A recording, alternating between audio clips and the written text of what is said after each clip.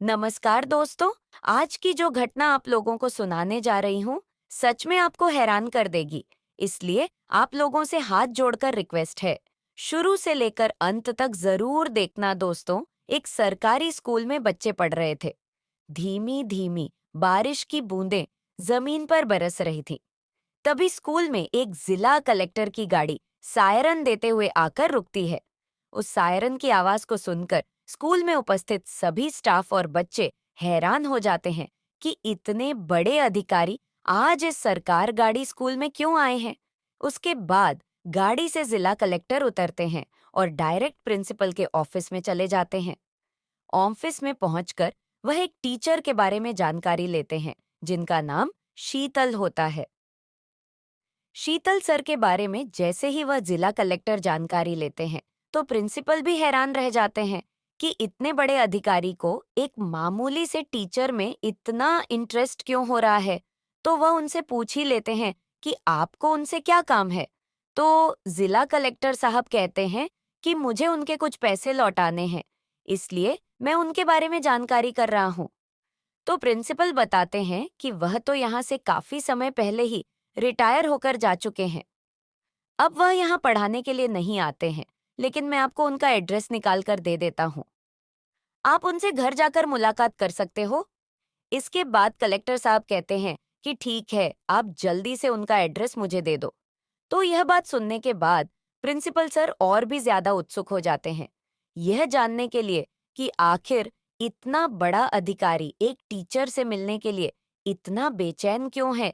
तो वह फिर से पूछ लेते हैं कि अपने बारे में तो कुछ बताओ, क्यों आप शीतल सर से मिलने के लिए उतावले हो रहे हो और कितना पैसा आपने उनसे ले रखा है। तो इसके बाद जो जिला कलेक्टर होते हैं वह एक कुर्सी पर बैठ जाते हैं और अपनी कहानी प्रिंसिपल सर को बताने लगते हैं। वह बताते हैं कि सर, कुछ सालों पहले मैं भी इसी स्कूल में पढ़ा करता था। तो एक दिन क्लास में शीतल सर ने सभी स्टूडेंट से एक सवाल पूछा कि अगर तुम सभी को 100 रुपए मिल जाए तो तुम उन 100 रुपए का क्या करोगे। तो इस सवाल के जवाब में सभी ने अपने अलग अलग तरह से जवाब दिए। कुछ स्टूडेंट ने तो कहा कि सर, हम उन पैसों की चॉकलेट खाएंगे। तो कुछ ने कहा कि हम उन पैसों का झूला झूलेंगे। तो कुछ वीडियो गेम खरीदना चाहते थे। तो कुछ अपने लिए उन पैसों से खिलौने खरीदना चाहते थे। तो जब मेरे बताने का नंबर आया तो मैंने उनसे कहा कि सर, मैं तो अपनी माँ के लिए उनकी आंखों का चश्मा बनवा कर दूंगा कि वह जब दूसरों के कपड़ों की सिलाई करती है तो आंखें कमजोर होने के कारण उन्हें थोड़ा कम दिखाई पड़ता है और अक्सर उनके हाथों में सुई चूक जाती है। अब इस जवाब को सुनने के बाद शीतल सर अपनी कुर्सी छोड़कर मेरे पास आते हैं और मुझसे कहते हैं कि बेटा, ऐसा क्यों? तुम्हारी माँ की आंखों के लिए चश्मा तो तुम्हारे पिताजी भी बनवा कर दे सकते हैं। तुम्हें उन पैसों को अपने लिए कुछ खेलने का खिलौना या कोई खाने की तुम्हारी पसंदीदा चीज भी खरीद सकते हो। तो इसके बाद वह लड़का कहता है, जो कि अब जिला कलेक्टर बन चुका था, कि सर, मेरे पिताजी की मृत्यु तो बचपन में ही हो गई थी। पिताजी के गुजरने के बाद मेरी माँ ने मेरा पालन पोषण किया और वहीं मुझे पढ़ा लिखा रही है। वह दूसरों को घरे में काम करके और कपड़ों की सिलाई करके मेरा खर्चा पूरा करती है। उनकी आंखें अब थोड़ा कमजोर हो चुकी है। तो अगर उनकी आंखों के लिए चश्मा बन जाएगा तो सुई में धागा डालते हुए सुई उनके हाथों में नहीं चुभेगी। अब इन सब बातों को सुनकर शीतल सर बहुत ही भावुक हो जाते हैं और बड़े ही प्यार से उस बच्चे को अपने गले से लगा लेते हैं और कहते हैं, बेटा, जो जवाब आज तुमने दिया है उससे पता चलता है कि तुम अपनी माँ से कितनी मोहब्बत करते हो और जहां तक मेरा अनुमान है, तुम अपनी जिंदगी में एक बहुत बड़े इंसान बनोगे।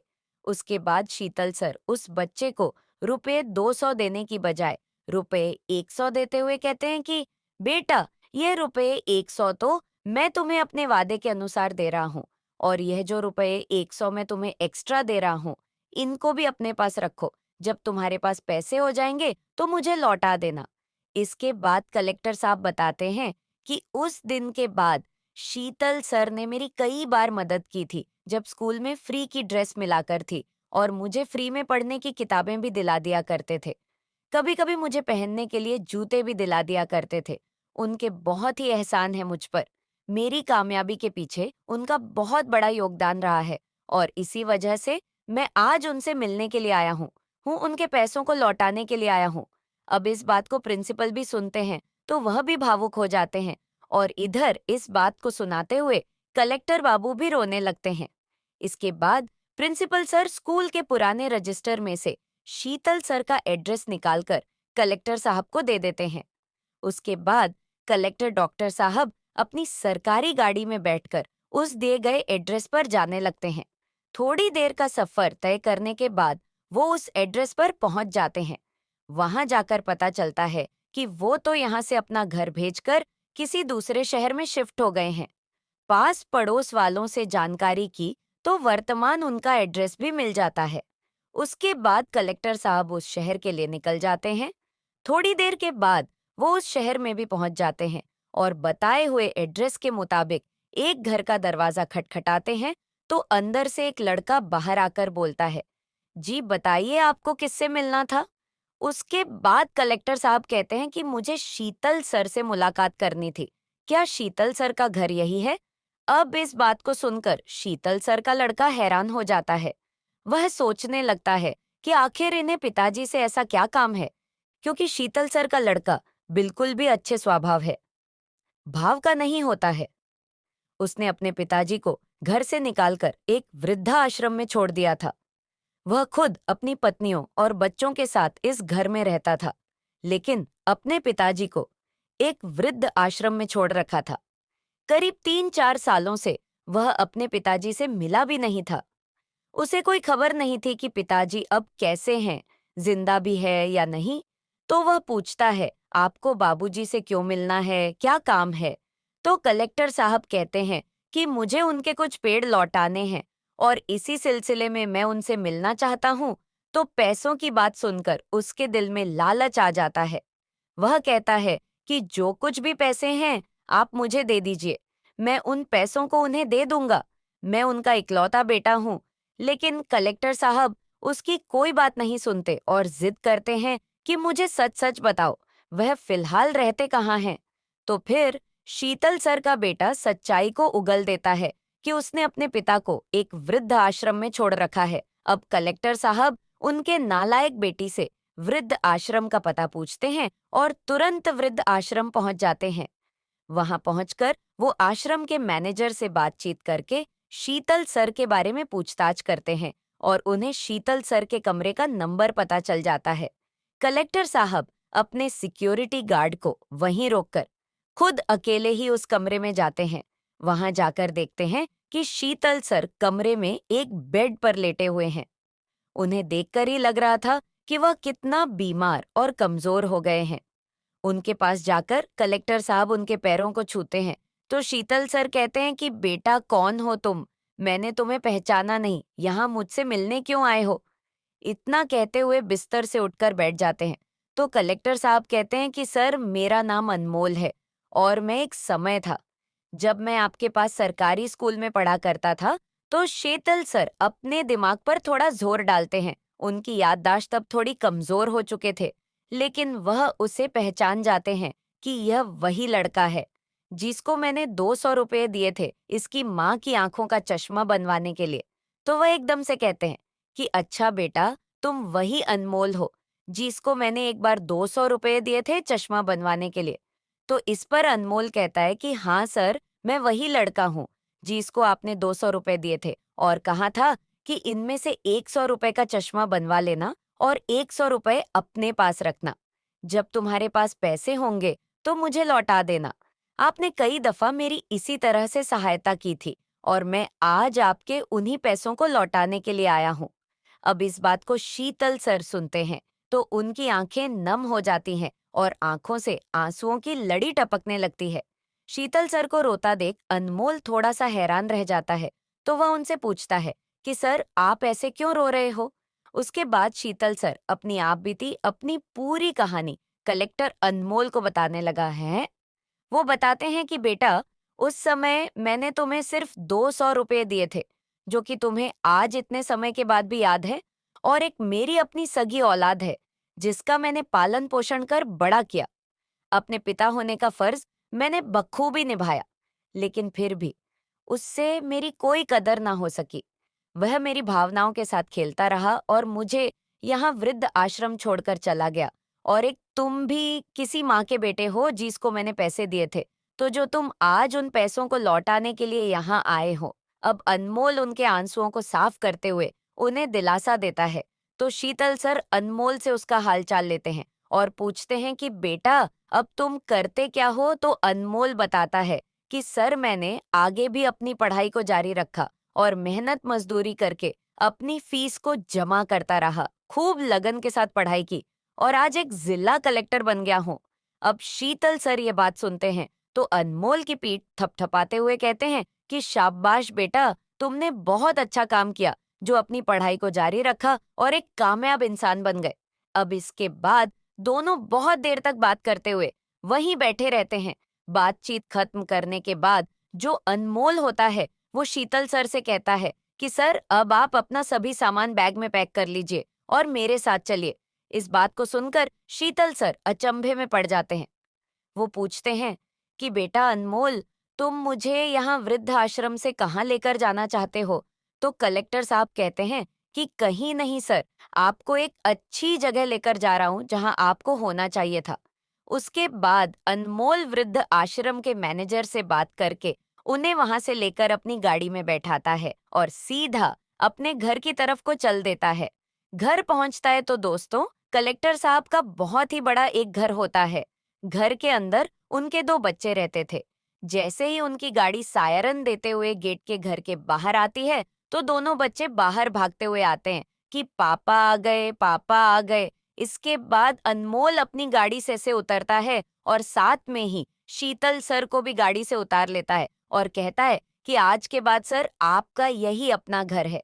अब आप यहीं हमारे साथ रहोगे ना कि वृद्ध आश्रम में।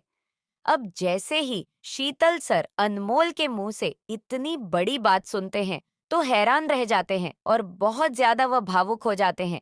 एक बार फिर से उनकी आंखों में आंसू आ जाते हैं।